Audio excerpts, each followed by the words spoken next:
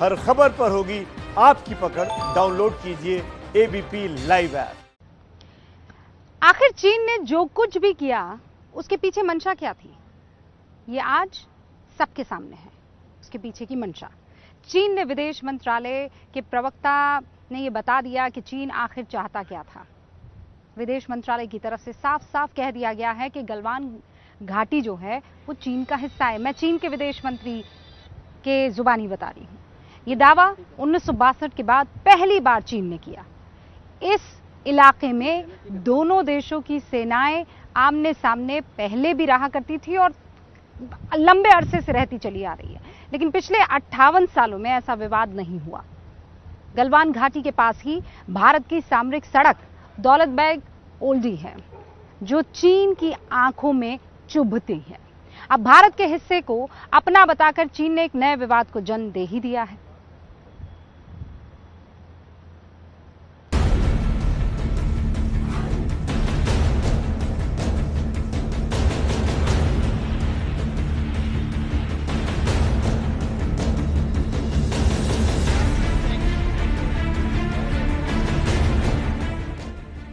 गलवान घाटी एक उजाड़, बर्फीला और बेहद पथरीला इलाका जो चारों तरफ से पहाड़ियों से घिरा है, और यहीं चीन ने 15 जून की रात भारतीय सैनिकों पर हमला किया।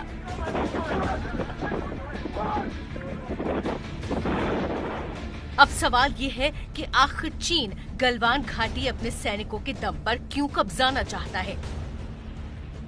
1962 की लड़ाई के बाद जो घाटी शांत थी, उसे 58 साल बाद चीन ने हिंसा के लिए क्यों चुना? इन सारे सवालों का जवाब शुरू होता है चीनी विदेश मंत्रालय के प्रवक्ता के बयान से। 维护边境地区的和平与安宁，作为世界上2个最大的发展中国家。 पिछले कुछ दशकों में चीन ने कभी गलवान घाटी पर दावा नहीं किया था, लेकिन आज चीन ने पूरी घाटी को अपना बताकर नए विवाद की शुरुआत कर दी।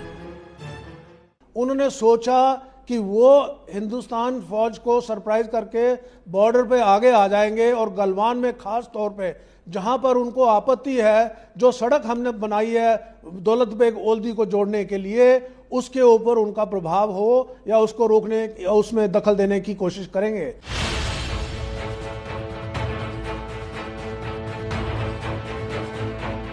गलवान घाटी के करीब से ही भारत की सामरिक अहमियत वाली दुर्बुक श्योक दौलत बेग ओल्डी सड़क गुजरती है। दौलत बेग ओल्डी में भारतीय वायुसेना की हवाई पट्टी है, जहां से युद्ध की शक्ल में चीन पर जोरदार हमला बोला जा सकता है। इसीलिए भारत की गलवान घाटी पर चीन अवैध कब्जा करके DSBDO सड़क को अपने निशाने पर लेना चाहता है। गलवान घाटी की ऊंची पहाड़ियों पर अगर चीनी सेना आकर जम गई तो भारतीय सेना के लिए करगिल युद्ध जैसी परिस्थिति पैदा हो सकती है, क्योंकि गलवान घाटी के ऊंचे पहाड़ों पर से अगर चीनी सेना ने फायरिंग और गोलाबारी की तो भारतीय सेना के लिए DBO जाने वाली सप्लाई लाइन बाधित हो सकती है। और चीन की मंशा भी भारत की सप्लाई लाइन को रोकना ही है। इसीलिए उसने अपना पूरा सैन्य काफिला गलवान में लाकर खड़ा कर दिया है।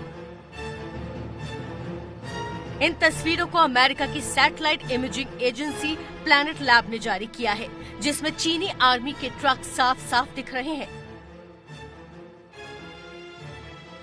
और ये उसके ऑल टेरेन व्हीकल हैं। साथ ही यहाँ सैनिकों के लिए छोटे छोटे 80 कैंप भी हैं और ये सैन्य जमावड़ा कई किलोमीटर में फैला है। चीन की इस तैयारी के बाद लगभग 500 से 600 मीटर की दूरी पर ITBP को भी कैंप बनाना पड़ा और इसके ठीक पीछे कुछ और सुरक्षा बलों का जमावड़ा दिख रहा है। चीन इस गलवान घाटी को अक्साई चीन का हिस्सा बताता रहा है, जिस पर उसने 1962 में कब्जा किया था, और अब पूरी गलवान घाटी पर उसकी नजर है। 14,000 फीट की ऊंचाई पर मौजूद गलवान नदी का नाम गुलाम रसूल गलवान के नाम पर पड़ा है।